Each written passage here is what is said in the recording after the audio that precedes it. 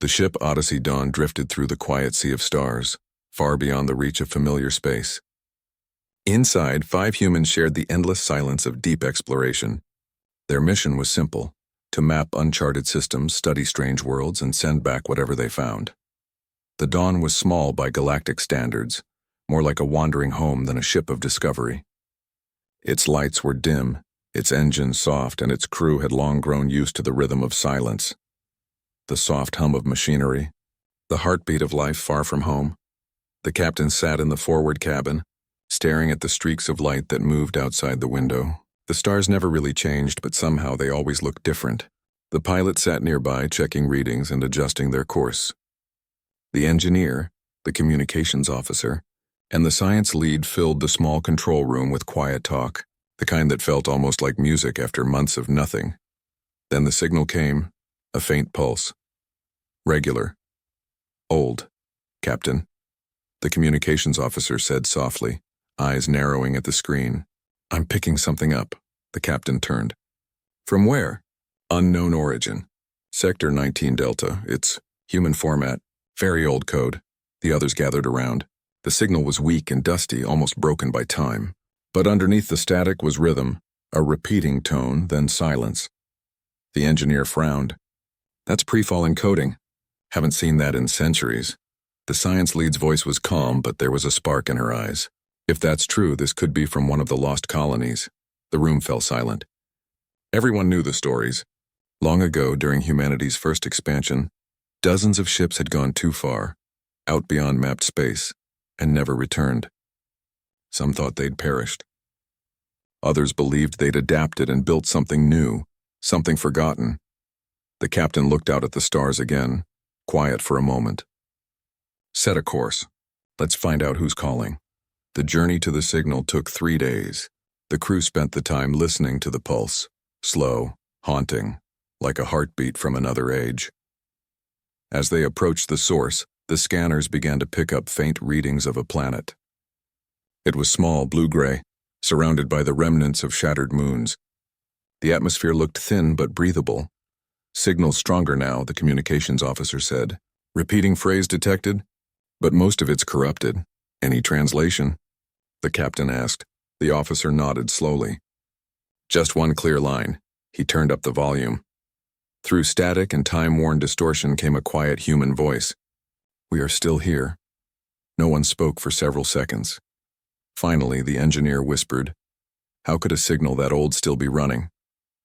No one knew, but they all felt it, that pull humans have toward mystery, the need to understand. They entered orbit hours later. From above, the planet looked calm.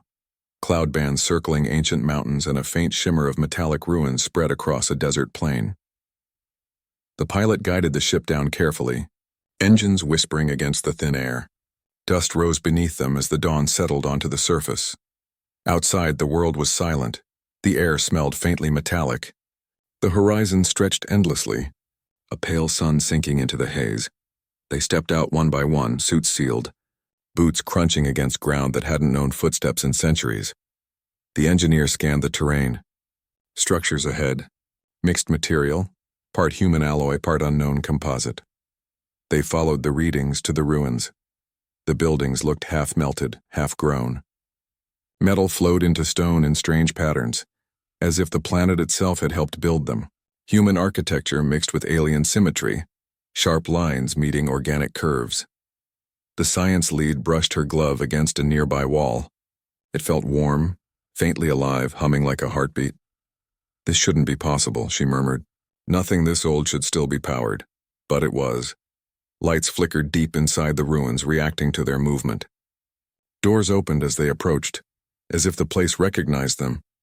The pilot laughed softly, nervous and amazed. Feels like it's been waiting. They entered a central chamber, wide, circular, with a ceiling lost in shadow. At its center stood a single machine, round and low, glowing faintly blue beneath layers of dust. The communications officer approached, brushing the dust away. Old human symbols lined the edges. This is Earth script. Can you activate it? The captain asked. Already is, the engineer said quietly. It's been running all this time. The machine pulsed once in a soft, rhythmic light. The same rhythm as the signal. We are still here. The words echoed through the room, this time clear and strong, spoken by a voice both human and not. The crew exchanged looks. Could it be a message from the colonists? The pilot asked. Maybe, the captain said, or something they built. The science lead was crouched near a console.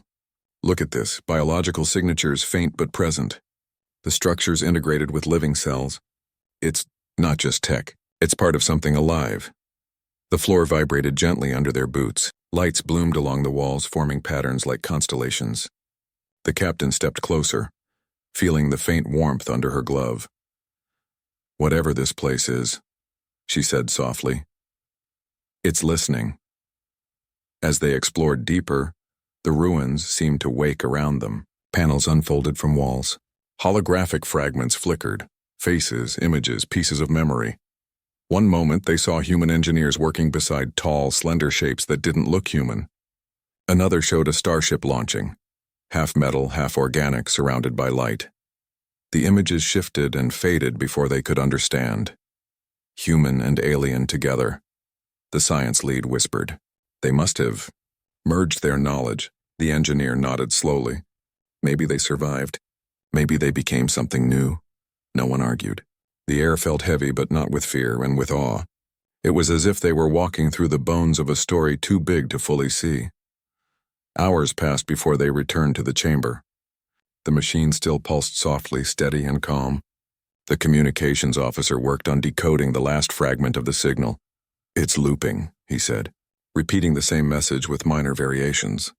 I think there's one final part hidden behind encryption. Can you open it? The captain asked. He smiled faintly. Already trying. Outside, the wind began to rise, carrying faint tones that sounded almost like whispers.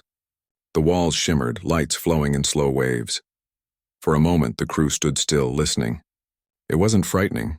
It was beautiful, like the planet itself was breathing. Then the console flickered and the voice returned, clearer than before. We are still here. The pulse paused. Then a new phrase emerged.